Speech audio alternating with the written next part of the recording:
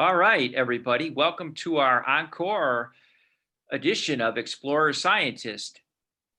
Harry Fielding Reid in the case tradition of the intrepid professor. Our presenter, Tom Kicher, had some more information he wanted to cover, starting with answering a question by Professor Katie Wheaton. How were these students so good at surveying? Where did they learn this skill? Well, it's a very interesting question because surveying played a very pivotal role in the life of the Case family to begin with. Leonard Sr. moved here as a very young boy. His father had fought in the Revolutionary War, and so it fell to Leonard Sr. to run the family farm. But he was crippled by an illness that I believe has since been identified as poliomyelitis. It was unknown as a disease at the time, but he walked with a crutch for his entire life after suffering through it. And the Western Reserve was being established, and that's where they had moved to from Pennsylvania. And surveying the territory was a gainful occupation. So Leonard Sr. bought up all the books that he could and taught himself surveying. He never did actually pick up the instruments and go out and do any surveying because of his crippled limbs. But he did become the land agent for the Western Reserve Land Corporation of Connecticut. And that was the finances by which they amassed their fortune, led to the family money that Leonard Jr. gave for the school. And I believe that Leonard Jr. saw this as one of the important skills that a young man could have, and stipulated that civil engineering had to be one of the programs that was taught in his school. So surveying has been a part of the Case education from the very first class that was held. And I showed you the map that was drawn as the class exercise for the very first class in 1885. And what year was that? That was in 1885. Okay. As late as 1955, every freshman, with the exception of the students expected to enroll in chemical engineering or industrial chemistry, were required to complete a summer camp in surveying, where they would learn the fundamentals of plane surveying and map making. So that for the first 70 some years of the existence of the school, surveying was a core requirement of every field of study. And they also viewed surveying as an opportunity to develop your math skills and exercise your math skills. Mm-hmm. A lot of surveying is simple calculations. And because they didn't have computers at the time, all calculations for surveying were done with logarithmic tables, which is an alternate way of doing multiplication and division, where you convert to logarithms and then add and subtract them, and then take the analog back. I never thought it was, I always thought the direct multiplication and division was easier than dealing with log tables myself. But that's a long answer to a short question. How did the students know how to survey? It was part of the core program of every student until 1955. Okay, so they're surveying glaciers, they're mapping mountains, and of course, they had to get out before winter set in. Did they get out in time, and was there anything interesting about their passage back? Oh, that was a very, very harrowing part of the trip. It's a very dynamic meteorology in the along the west coast of Alaska and Canada, and they just barely escaped. And the last couple of weeks, they lived in fear that they were going to be trapped and trapped in the icebergs, or trapped in the ice flow, so that they wouldn't be able to get out. And but they had this commitment from the Captain Carroll of the steamship company, and he honored his commitment. when he was unable to actually bring a steamer into Glacier Bay, he sent an Indian with a canoe, probably one of the members of the Tlingit tribe. And they were to transport the team to Bartlett Cove, which is down the coast. And the next slide, I believe, shows that. Yes, okay. So here's their escape from the Muir Glacier. They took a canoe ride from Camp Muir to Bartlett Cove, which is the first 35 miles. That took them 3 days. It was an unbelievably difficult trip. Remember, they had taken some 7 to 8 tons of cargo with them on the way up there. And in the meantime, they had collected samples that they were bringing back for further study.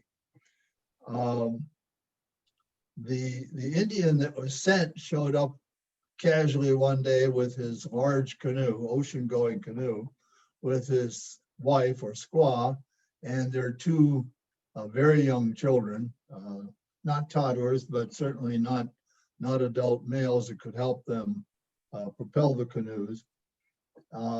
So they packed up everything they possibly could. They had to abandon a lot of equipment, which coincidentally the Indian claimed for himself as long as it was being abandoned. So they never did leave it on the shore. They just changed ownership. And this whole trip was the cause of the confrontation between Professor Reid and the Indian that showed up claiming he hadn't been paid enough. But after the 3-day canoe trip, 35 miles from Camp Muir down to the opening of Glacier Bay, down at Bartlett Cove, they waited for 4 days in a salt pack facility for a salmon canning operation.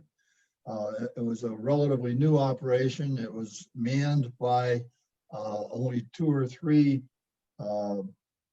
outsiders, owners of the place, but most of the workers were indigenous people.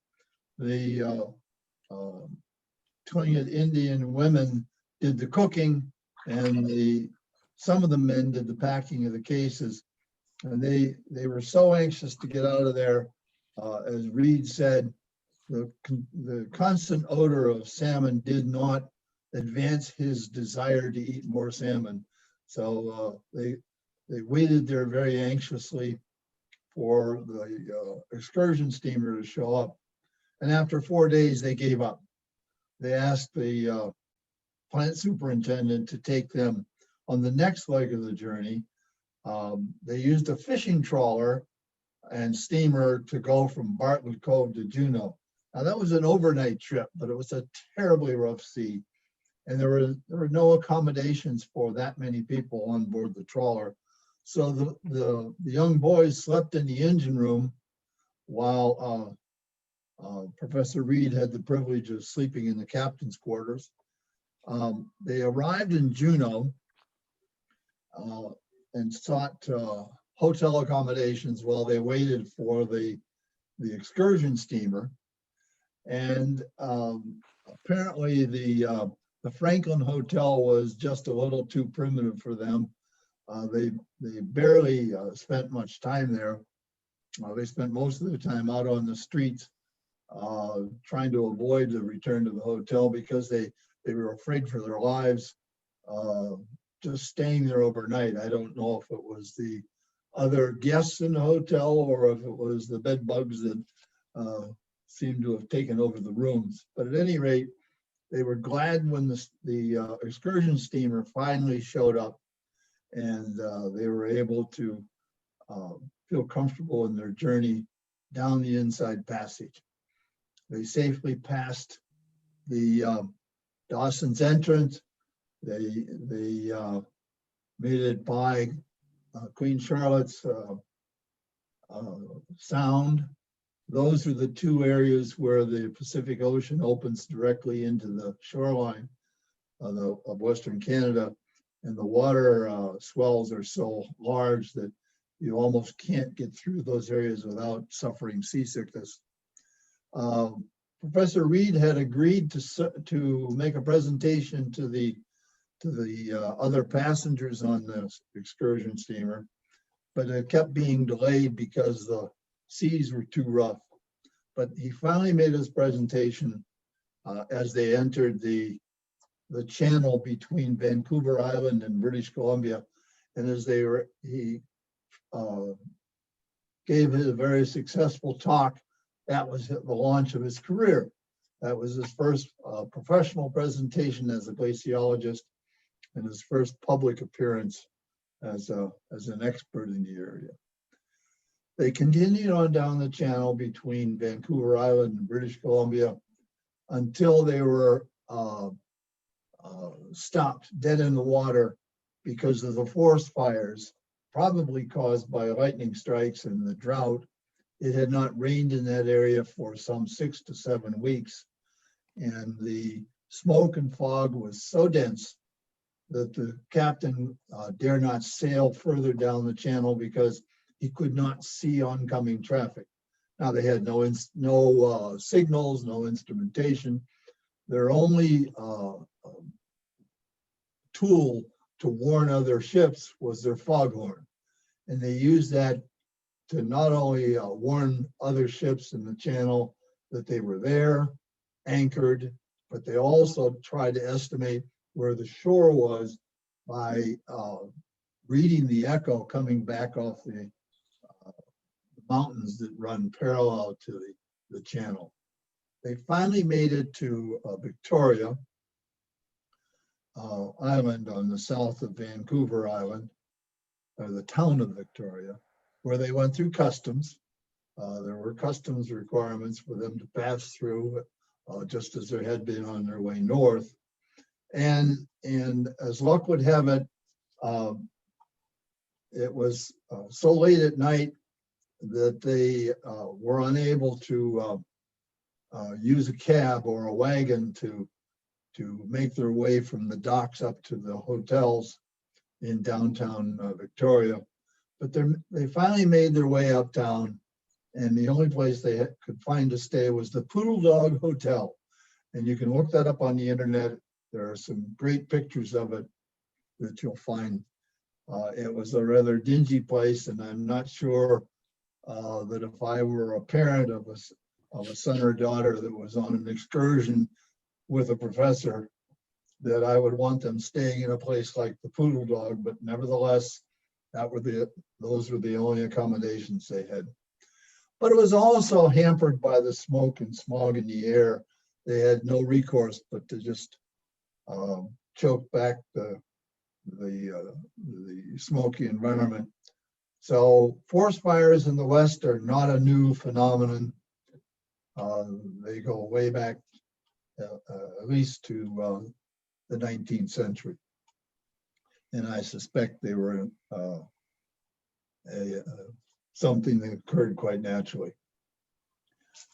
That was pretty well summarizes their exit. There were no records that I could find that recorded the train ride, but I'm sure that Professor Reid was relieved when they finally boarded the train and he had concluded a successful expedition and brought his students home safely to Cleveland. Indeed. Okay, so they made it out and they got back to Cleveland. Everyone was okay as far as we know. So looking back, Tom, 130 years, what do you think were some of their major accomplishments on this expedition? Okay. I see I skipped a slide, so if we go 2 slides forward, not just one, that's the trip back. Okay, here's what they did. And it was a monumental set of tasks. They produced the first comprehensive maps of the interior of Southeast Alaska. Wow. They developed detailed maps and charted mountains and mountain ranges over an 800 square mile of watershed that is occupied by the Muir Glacier and all of its tributary glaciers. They determined the global location of the Muir Inlet and the face of the Muir Glacier where they camped. Excuse me. They made measurements of the local magnetic field and fully characterized that, including strength and direction.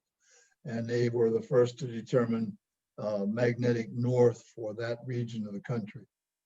They collected 3 months of meteorological data, which included air and water temperatures, wind speed.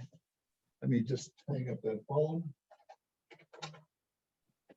Air and wind speed and direction, rainfall amounts, and so forth. They retrieved over 50 geological samples and 70 botanical samples, flora and fauna and trees they wanted to bring back for further investigation. They also brought back samples of the glacial wood for further studies by experts both in Cleveland, Cornell, and also at Johns Hopkins. They identified and registered a mountain right next to the Muir Inlet. It is the tallest mountain on the southern shores of the Muir Glacier, and it was named Mount Case. And I think every Case student and every Case graduate ought to be aware that there's a mountain that's named for our school. He also identified 6 tributary glaciers of the Muir network and named them after the participants in the expedition. There's an Adams Glacier that lies to the east of the Muir Inlet. There's the Morse Glacier, which we'll see again in a minute. And if you go to the next slide, you can follow along there. The Morse Glacier is to the west or left on that map. The Adams Glacier is to the east or right. Directly north of the Muir Inlet is the McBride Glacier, and just a little southeast of the McBride Glacier is the Casement Glacier. Now there's another glacier way back at the northwest corner called the Cushing Glacier, but there's also a segment not identified on this map, and that's known as the Cushing Plateau. It's that long stretch of icy area south of the label there for the Muir Glacier. You'll notice that this map was identified as having been drawn by Harry Reid with minor changes by John Muir. This map was taken from a publication by John Muir, and he gave credit to Reid for being the first to author this map. Nice. The next. Were there other maps of Alaska at this time, or is he? No, this was the first map of the detailed map of the interior of Southeast Alaska. And so this became then, he turned this all over to the U.S. Coast and Geodetic Survey, and they published it subsequently as part of their maps.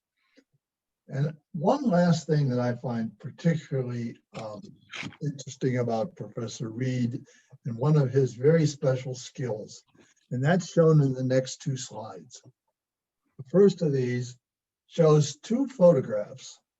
The one on the left is the ice front of the Muir Glacier taken in 1890 from about 900 feet up the side of the mountain adjacent to the Muir Inlet. Their camp would have been just over the ridge there that you see at the bottom of the photograph on the left. And so it's slightly out of sight, it's blocked by the hill. But that's the ice face. Remember, it's about 9,000 feet from shore to shore. And that ice front is about 200 feet high out in the middle. You can see the rough surface of the glacier. Those are very deep crevasses and pinnacles of ice pieces.